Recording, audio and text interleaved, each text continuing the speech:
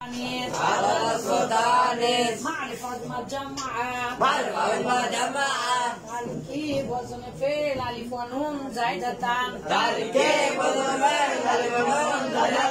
عدل السلطانيس معرفة عظمى جمعة মারিফা আমরা গতকালকে পড়েছিলাম। মারিফা মানে মূলত আলাম, রূপার নাউন, তাই না? নির্দিষ্ট নাউন। মাশাআল্লাহ মাশাআল্লাহ। এগুলো আমরা নির্দিষ্ট নাউন কতগুলো কি কি সব দেখেছি। আজকে আমরা জানবো জামাআত। প্রথমেই আমরা ভুল বলি, সবাই বলি জুমা জুমা জুমা জুমা জুমা। আসলে সকলেই আমরা ভুল বলি সাধারণত। আসল উচ্চারণ হবে কি? জামউ। জামউ। আর জুমা বললে যে ইয়াউমুল জুমআতি। ঠিক আছে? আরবি ভাষা সবচেয়ে বড় বৈশিষ্ট্য কি জানেন? অক্ষর একই থাকবে, হরকতের কারণে অর্থ পরিবর্তন হয়ে যাবে। তার মধ্যে জুমা আর জামা এরকম। তো জামা মানে হচ্ছে বহু বচন। এখন বাবা আরবি ভাষায় হাজার হাজার বহু বচন আছে। আমার জানেরা শব্দ একটা, কিন্তু আরবি ভাষায় একটা শব্দের দুটা তিনটাও বহু বচন হয়। তাহলে বহু বচন কত গুরুত্বপূর্ণ।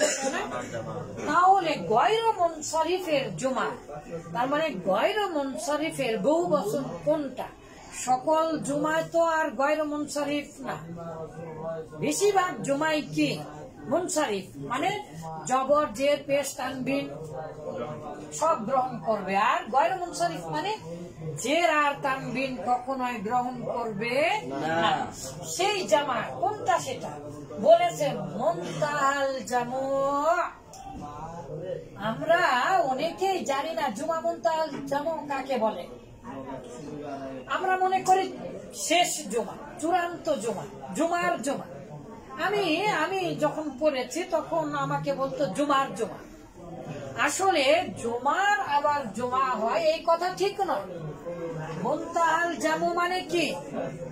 জুমার জুমা এই কথা ঠিক নয়। মুনতাহাল জামু মানে শেষ জুমা। কি জুমা? শেষ জুমা। তাহলে জুমার শেষ কি? শেষ জুমার শেষ। বলেন আমার দিকে তাকান বাবা। জামু মানে তো জুমা, বহু বচন। তাহলে বহু বচনের মুনতাহা মানে শেষ। মুজাফ মুজাফ ইলাইহি হয়েছে। তাহলে অর্থ কি হলো? যে বহু বচনের শেষ রূপ, বহু বচনের শেষ রূপ। দেখেন এই যে মাসাজিদ, এই শব্দটা বহু বচন, এখান থেকে আর বহু বচন করা যাবে না, এটাই চূড়ান্ত রূপ। তো এইরকম জুমা সেটা কি কি? সেটা কি? এটার বিস্তারিত আলোচনা এবং কয়েক হাজার শব্দের অনেক সুন্দর করে সাজানো আছে। আলহামদুলিল্লাহ আমার অভিধানে আমি আগে এখান থেকে বলে নিই, তারপরে উদাহরণগুলো দেখাচ্ছি। এই যে বাবা জুমা বানানোর অনেকগুলো বুদ্ধির মধ্যে একটা বুদ্ধি হচ্ছে আলিফ নিয়ে আসা। কি নিয়ে আসা? আলিফ নিয়ে আসা। মুযাক্কার এবং মুআন্নাস, মুআন্নাসের ক্ষেত্রে আলিফ সাকিন নুন বাতা, তাই না বাবা? জুমা মুআন্নাস সালিম। আর জুমা মুযাক্কার সালিম বানানোর ভিন্ন কিন্তু আবার বুদ্ধি। কিন্তু জুমা মুনতাহাল জামু বানার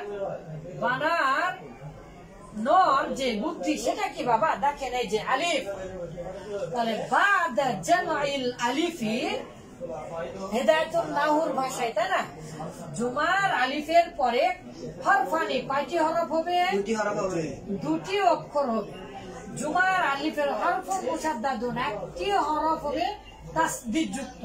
তাসদীদ মানে তো স্কয়ার, স্কয়ার মানে তো দুই, বার উপরে তাসদীদ মানে বা কয়টা বাবা? দুটি বা। তাহলে ঠিক আছে। হ্যাঁ, তারপরে সালাসাতুন, তিনটি অক্ষর হবে, মাঝখানের অক্ষর কি হবে? সাকিন হবে। সাধারণত সর্বদা ইয়া হয়। ঠিক আছে? তো তিন অক্ষর বিশিষ্ট হবে আলিফ জুমার পরে। কিন্তু মাঝের অক্ষর যদি আসল অক্ষর না হয় তাহলে মূলত এখানেও দুটি অক্ষরই হচ্ছে, আর মাঝখানেরটা ইয়া। তার মানে তিন অক্ষর বিশিষ্ট হবে মাঝখানেরটা সাকিন যুক্ত হবে। এই তিনটা রূপ কিসে? মুনতাহাল জামু বলেন, মুনতাহাল জামু। সবাই সুন্দর করে বলেন, মুনতাহাল জামু। কয়টা গঠন? কয়টা গঠন বাবা? আলিফ জুমার পরে দুটা অক্ষর হবে। আলিফ জুমার পরে এটাও মূলত দুটা অক্ষর হবে, কিন্তু কি যুক্ত? তাসদীদ যুক্ত। আর আলিফ জুমার পরে মূলত 3 অক্ষর হবে, কিন্তু মাঝখানেরটা কি হবে? এই যে আলিফ জুমা দেখতে পাচ্ছি, তারপরে তা ইয়া, এই যে মাঝখানেরটা ইয়া, তাহলে মূলত 2 অক্ষরই হয়েছে, আর ইয়াটা সাকিন যুক্ত। আসাবিউ, এই যে দেখেন মূলত 2 অক্ষরই হয়েছে, 1 আর 2, আর মাঝেরটা ইয়া। তার মানে আলিফ জুমার পরে 2 অক্ষর হবে, 2 অক্ষর হবে, কিন্তু রূপ হচ্ছে একটা, তাসদীদ যুক্ত হবে। এখানে বার উপরে তাসদীদ মানে বা কয়টা বাবা? 2টি বা, তাই না? 2টা বা সমান সমান বা স্কয়ার বা বা তাসদীদ, তাই না? তাহলে আমরা জানতে পারলাম। এখন চলেন আমাদের অভিধান থেকে জেনে আসি। 5 অক্ষর বা 4 অক্ষর বিশিষ্ট শব্দের সকল জমায় আলিলু এর ওজনে হয়। এটা সাধারণত মুনতাহাল জামু, তাযকিরাতুন, তাযাকিরু, কুনবুলাতুন, কনাবিলু, কাওকাবুন, কাওয়াকিবু, দাফতারাতুন, দাফাতিরু। তাহলে মাতহাফুন, মাতাহিফু, সালাবুন, সালিবু, আকরাবুন, আকারিবু। কত শব্দ! শুধু কি শব্দ? না না না, মারামুন, মারাহিমু। এই যে আলিফের আগে আবার ওয়াও আসবে কেন? এই ওয়াওটা মূল অক্ষর না, কেন আসবে? যেমন হাদিসাতুন, হাওয়াদিসু, ফাহিশাতুন, ফাওয়াহিশু, ফাসিলাতুন, ফাওয়াসিলু, আসিমাতুন, আওয়াসিমু, রাইহাতুন, রাওয়াইহু। কত শব্দ! সুবহানাল্লাহ। এটা 2 বছর লেগেছিল এই অধ্যায়টা করতে। কাসিবাতুন, কাওয়াসিবু।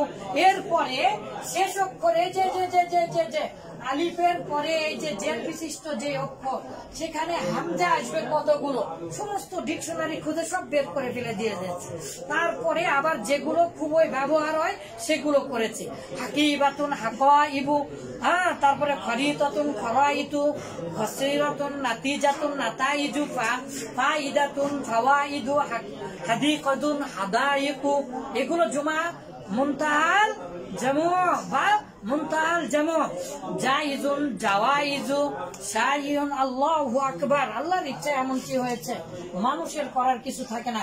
মসজিদুন, মাসাজিদু, মাদ্রাসাতুন, মাদারিসু, মানজাউন, মানাহিজু, মাসদারুন, মাসাদিরু, মাকসিদুন, মাকাসিদু। সব প্রত্যেকটার সাথে আরবি ইংলিশ, আরবি ইংলিশ বাংলা। তারপর দেখেন মাফাইলু, তারপরে আফআলু। আফআইলু কেন হচ্ছে? কোন কোন ওজনে? ফাআলিলু এর ওজনে আসে। আর একটু দাঁড়ান, অপেক্ষা করেন।